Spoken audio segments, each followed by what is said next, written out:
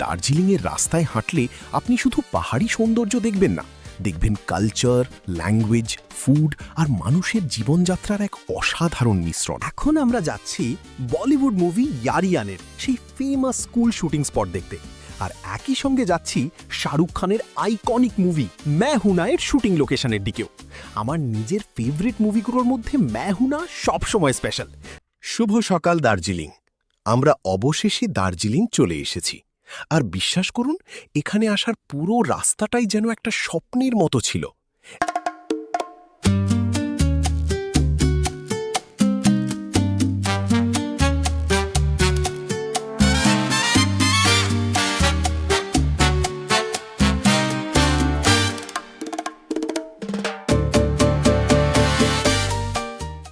একদিকে পাহাড়ি বাঁক, অন্যদিকে মেঘে ঢাকা সবুজ প্রকৃতি, চা বাগান, ছোট ছোট ঘর আর দূরে হারিয়ে যাওয়া পাহাড়। রাস্তার প্রতিটা মোড়েই মনে হচ্ছিল দার্জিলিং আমাদেরকে একটু একটু করে তার সৌন্দর্যের ভেতরে নিয়ে যাচ্ছে।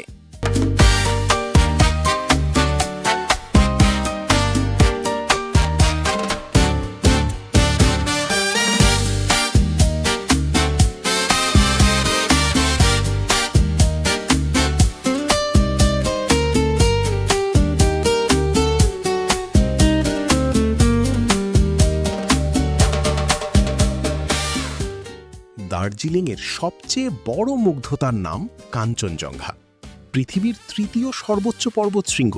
কিন্তু দার্জিলিং থেকে যখন এটাকে দেখা যায়, তখন শুধু উচ্চতা নয়, একটা অদ্ভুত শান্তি অনুভব হয়। সকালের আলো যখন বরফে ঢাকা চূড়ায় পড়ে, তখন পাহাড়টা সোনালি রঙে জ্বলে ওঠে।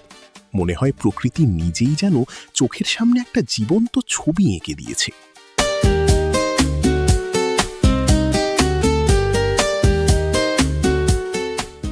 এখন আমরা যাচ্ছি বলিউড মুভি ইয়ারিয়ানের সেই ফেমাস স্কুল শুটিং স্পট দেখতে, আর একই সঙ্গে যাচ্ছি শাহরুখ খানের আইকনিক মুভি मैं हूं ना এর শুটিং লোকেশনের দিকেও। আমার নিজের ফেভারিট মুভিগুলোর মধ্যে मैं हूं ना সবসময় স্পেশাল, তাই এই জায়গায় আসার এক্সাইটমেন্ট একদম আলাদা। এই যে আপনারা দেখতে পাচ্ছেন, এই স্কুলে ইয়ারিয়া মুভি শুটিং স্পট হিসেবে চেনে।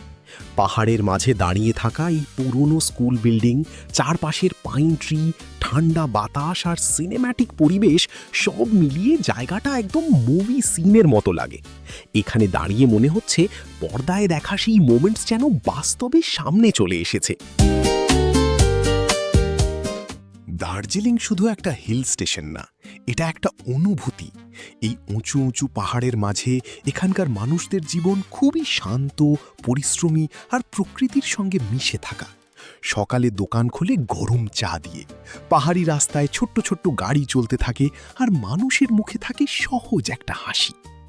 দার্জিলিংয়ের ইতিহাসেও আছে ব্রিটিশ সময়ের ছাপ। পুরনো school, heritage building, toy train আর চা বাগানের গল্প। এই শহর একসময় পাহাড়ি রিট্রিট হিসেবে জনপ্রিয় হয়, আর পরে ধীরে ধীরে হয়ে ওঠে ভারতের অন্যতম ফেমাস ট্রাভেল ডেস্টিনেশন। আমাদের এই জার্নিতে সবচেয়ে সুন্দর বিষয় হলো, এখানে প্রতিটা রাস্তা শুধু কোথাও নিয়ে যায় না, প্রতিটা রাস্তা একটা গল্প বলে। কখনো মেঘ এসে রাস্তা ঢেকে দেয়, কখনো পাহাড়ের গায়ে রোদ পড়ে ঝলমল করে ওঠে। আর তখন মনে হয় দার্জিলিংকে শুধু দেখা যায় না, দার্জিলিংকে অনুভব করতে হয়। এবার আমরা এসেছি দার্জিলিংয়ের বিখ্যাত পদ্মাজা নাইডু হিমালয়ান জুওলজিক্যাল পার্কে। এই জু শুধু ঘোরার জায়গা না, এটা হিমালয়ান ওয়াইল্ড লাইফ কনজারভেশনের জন্য খুব গুরুত্বপূর্ণ। এখানে পাহাড়ি আবহাওয়ার সঙ্গে মানিয়ে থাকা অনেক রেয়ার অ্যানিমাল দেখা যায়।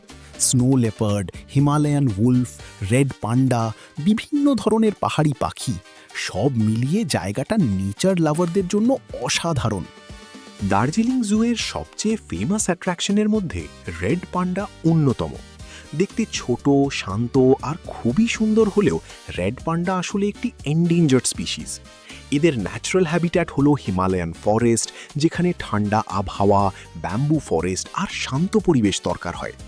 রেড পান্ডাকে অনেকেই পান্ডা মনে করলেও জায়ান্ট পান্ডার সঙ্গে এদের মিল খুব কম। এরা গাছে উঠতে ভালোবাসে, বেশিরভাগ সময় শান্ত থাকে আর ব্যাম্বু, ফল, পাতা এগুলো খায়। কিন্তু ফরেস্ট লস আর হ্যাবিট্যাট চেঞ্জের কারণে এদের সংখ্যা কমে যাচ্ছে। এই কারণেই দার্জিলিং জুয়ের রেড পান্ডা কনজারভেশন প্রোগ্রাম এত গুরুত্বপূর্ণ। এখানে শুধু দর্শনার্থীদের দেখানোর জন্য প্রাণী রাখা হয় না, বরং ব্রিডিং, রিসার্চ আর ফিউচার প্রোটেকশনের কাজও করা হয়। এই ছোট্ট প্রাণীটাকে সামনে থেকে দেখলে বুঝবেন প্রকৃতির প্রতিটা প্রাণী কতটা মূল্যবান।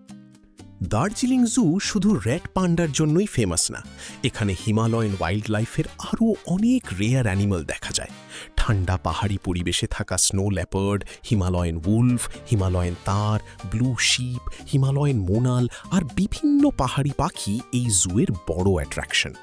Padmaja Naidu Himalayan zoological park মূলত হাই অল্টিটিউড হিমালয়ান অ্যানিমালস কনজারভেশনের জন্য পরিচিত, যেখানে রেড পান্ডা এবং snow leopard conservation breeding programme বিশেষভাবে গুরুত্বপূর্ণ। স্নো লেপার্ডকে বলা হয় পাহাড়ের সাইলেন্ট প্রেডেটর। এরা সাধারণত বরফে ঢাকা পাহাড়ি এলাকায় থাকে, তাই দার্জিলিংয়ের ঠান্ডা আবহাওয়া তাদের জন্য অনেকটা ন্যাচারাল হ্যাবিট্যাটের মতো।